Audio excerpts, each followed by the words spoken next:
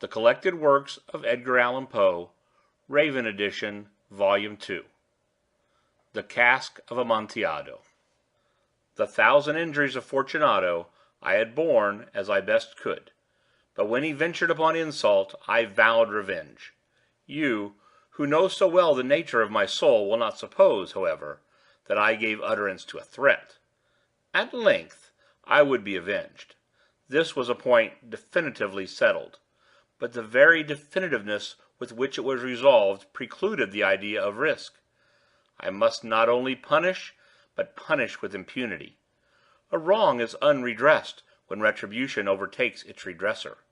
It is equally unredressed when the avenger fails to make himself felt as such to him who has done the wrong. It must be understood that neither by word nor deed had I given Fortunato cause to doubt my good will. I continued, as was my wont, to smile in his face, and he did not perceive that my smile now was at the thought of his immolation. He had a weak point, this Fortunato, although in other regards he was a man to be respected and even feared. He prided himself on his connoisseurship in wine. Few Italians have the true virtuoso spirit. For the most part, their enthusiasm is adopted to suit the time and opportunity, to practice imposture upon the British and Austrian millionaires. In painting and gemmary, Fortunato, like his countrymen, was a quack, but in the matter of old wines he was sincere. In this respect I did not differ from him materially. I was skillful in the Italian vintages myself, and bought largely whenever I could. It was about dusk, one evening during the supreme madness of the carnival season, that I encountered my friend. He accosted me with excessive warmth, for he had been drinking much. The man wore motley. He had on a tight-fitting, parti-striped dress, and his head was surmounted by the conical cap and bells. I was so pleased to see him that I thought I should never have done wringing his hand. I said to him, "My dear Fortunato, you are luckily met. How remarkably well you are looking to-day! But I have received a pipe of what passes for Amontillado, and I have my doubts." "How?" said he. "Amontillado? A pipe? Impossible! And in the middle of the carnival?" "I have my doubts," I replied, "and I was silly enough to pay the full Amontillado price without consulting you in the matter. You were not to be found, and I was fearful of losing a bargain." "Amontillado?" "I have my doubts." "Amontillado?" "And I must satisfy them." "Amontillado!" "As you are engaged, I am on my way to Lucchese. If anyone has a critical turn, it is he. He will tell me—" "Lucchese cannot tell Amontillado from sherry." "And yet some fools will have it that his taste is a match for your own. Come, let us go." "Whither?" "To your vaults." "My friend, no. I would not impose upon your good nature. I perceive you have an engagement. Lucchese—" "I have no engagement. Come." "My friend, no. It is not the engagement, but the severe cold with which I perceive you are afflicted. The vaults are insufferably damp. They are encrusted with nitre." "Let us go, nevertheless. The cold is merely nothing. Amontillado! You have been imposed upon. And as for Lucchese, he cannot distinguish sherry from Amontillado." Thus speaking, Fortunato possessed himself of my arm. Putting on a mask of black silk, and drawing a roquelaire closely about my person, I suffered him to hurry me to my palazzo. There were no attendants at home. They had absconded to make merry in honor of the time. I had told them that I should not return until the morning, and had given them explicit orders not to stir from the house. These orders were sufficient, I well knew, to ensure their immediate disappearance, one and all, as soon as my back was turned. I took from their sconces 2 flambeaux, and, giving one to Fortunato, bowed him through several suites of rooms to the archway that led into the vaults. I passed down a long and winding staircase, requesting him to be cautious as he followed. We came at length to the foot of the descent, and stood together on the damp ground of the catacombs of the Montresors. The gait of my friend was unsteady, and the bells upon his cap jingled as he strode. "The pipe!" said he. "It is farther on," said I. "But observe the white web work which gleams from these cavern walls." He turned towards me, and looked into my eyes with two filmy orbs that distilled the rheum of intoxication. "Nitre?" he asked at length. "Nitre," I replied. "How long have you had that cough?"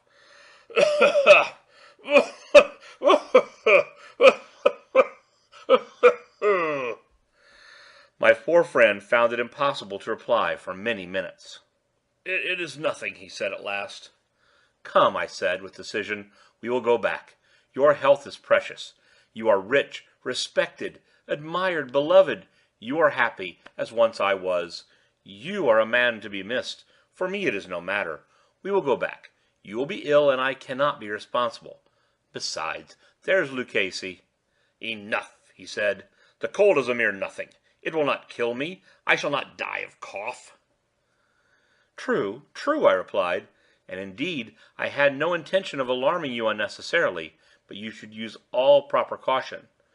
A draught of this Medoc will defend us from the damps." Here I knocked off the neck of a bottle which I drew from a long row of its fellows that lay upon the mould. "Drink," I said, presenting him the wine. He raised it to his lips with a leer. He paused and nodded to me familiarly, while the bells jingled. "I drink," he said, "to the buried that repose around us, and I to your long life." He again took my arm, and we proceeded. "These vaults," he said, "are extensive." "The Montresors," I replied, "were a great and numerous family." "I forget your arms." "A huge human foot d'or, in a field azure. The foot crushes a serpent rampant whose fangs are embedded in the heel." "And the motto?" "Nemo me impune lacessit." "Good," he said. The wine sparkled in his eyes, and the bells jingled. My own fancy grew warm with the Medoc. We had passed through walls of piled bones, with casks and puncheons intermingling, into the innermost recesses of the catacombs. I paused again, and this time I made bold to seize Fortunato by an arm above the elbow. "The nitre," I said. "See, it increases. It hangs like moss upon the vaults. We are below the river's bed. The drops of moisture trickle among the bones. Come, we will go back ere it is too late. Your cough—" "It is nothing," he said. "Let us go on. But first another draught of the Medoc." I broke and reached him a flagon of de Grave. He emptied it at a breath. His eyes flashed with a fierce light. He laughed, and threw the bottle upwards with a gesticulation I did not understand. I looked at him in surprise. He repeated the movement, a grotesque one. "You do not comprehend?" he said. "Not I," I replied. "Then you are not of the Brotherhood." "How?" "You are not of the Masons." "Yes, yes," I said. "Yes, yes." "You? Impossible! A Mason?" "A Mason," I replied. "A sign," he said. "It is this," I answered, producing a trowel from beneath the folds of my roquelaire. "You jest!" he exclaimed, recoiling a few paces. "But let us proceed to the Amontillado." "Be it so," I said, replacing the tool beneath the cloak, and again offering him my arm. He leaned upon it heavily. We continued our route in search of the Amontillado. We passed through a range of low arches, descended, passed on, and descending again, arrived in a deep crypt, in which the foulness of the air caused our flambeaux rather to glow than flame. At the most remote end of the crypt there appeared another less spacious. Its walls had been lined with human remains, piled to the vault overhead, in the fashion of the great catacombs of Paris. Three sides of this interior crypt were still ornamented in this manner.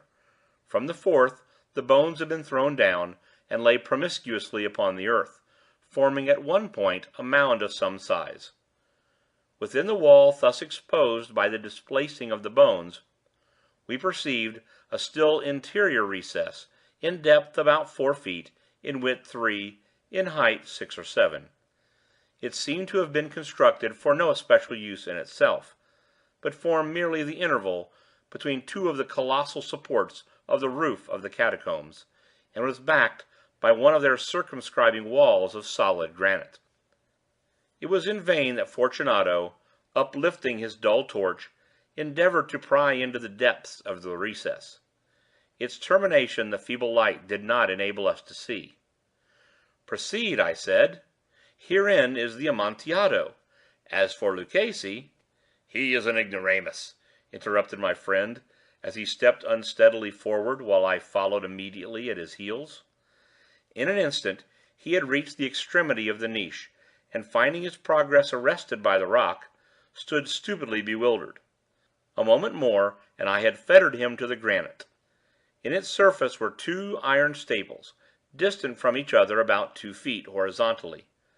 From one of these depended a short chain, from the other a padlock. Throwing the links about his waist, it was but the work of a few seconds to secure it.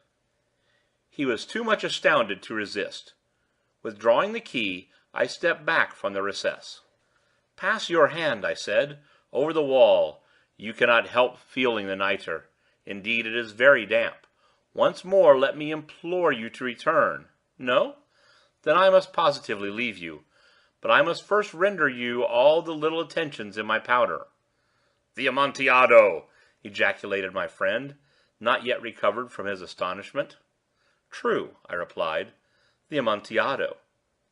As I said these words, I busied myself among the pile of bones of which I have before spoken.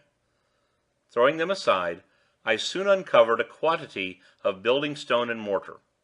With these materials, and with the aid of my trowel, I began vigorously to wall up the entrance of the niche. I had scarcely laid the first tier of my masonry when I discovered that the intoxication of Fortunato had in great measure worn off. The earliest indication I had of this was a low moaning cry from the depth of the recess. It was not the cry of a drunken man. There was then a long and obstinate silence. I laid the second tier, and the third, and the fourth, and then I heard the furious vibrations of the chain. The noise lasted for several minutes, during which, that I might hearken to it with more satisfaction, I ceased my labors and sat down upon the bones. When at last the clanking subsided, I resumed the trowel, and finished without interruption the fifth, sixth, and the seventh tier. The wall was now nearly upon a level with my breast. I again paused, and, holding the flambeau over the mason work, threw a few feeble rays upon the figure within. A succession of loud and shrill screams, bursting suddenly from the throat of the chained form, seemed to thrust me violently back. For a brief moment I hesitated. I trembled. Unsheathing my rapier, I began to grope with it about the recess, but the thought of an instant reassured me. I placed my hand upon the solid fabric of the catacombs, and felt satisfied. I reapproached the wall. I replied to the yells of him who clamored. I re-echoed. I aided. I surpassed them in volume and in strength. I did this, and the clamorer grew still. It was now midnight, and my task was drawing to a close. I had completed the 8th, the 9th, and the 10th tier. I had finished a portion of the last and the 11th. There remained but a single stone to be fitted and plastered in. I struggled with its weight. I placed it partially in its destined position. But now there came from out the niche a low laugh that erected the hairs upon my head. It was succeeded by a sad voice, which I had difficulty in recognizing as that of the noble Fortunato. The voice said, "A very good joke indeed, an excellent jest. We will have many a rich laugh about it at the palazzo, over our wine." "The Amontillado?" I said. "Yes, the Amontillado. But is it not getting late? Will not they be awaiting us at the palazzo, the Lady Fortunato and the rest? Let us be gone." "Yes," I said, "let us be gone." "For the love of God, Montressor!" "Yes," I said, "for the love of God." But to these words I hearkened in vain for a reply. I grew impatient. I called aloud, "Fortunato!" No answer. I called again, Fortunato! No answer still. I thrust a torch through the remaining aperture, and let it fall within. There came forth in return only a jingling of the bells. My heart grew sick, on account of the dampness of the catacombs. I hastened to make an end of my labor. I forced the last stone into its position. I plastered it up. Against the new masonry I re-erected the old rampart of bones. For the half of a century no mortal has disturbed them. In pace requiescat. End of The Cask of Amontillado.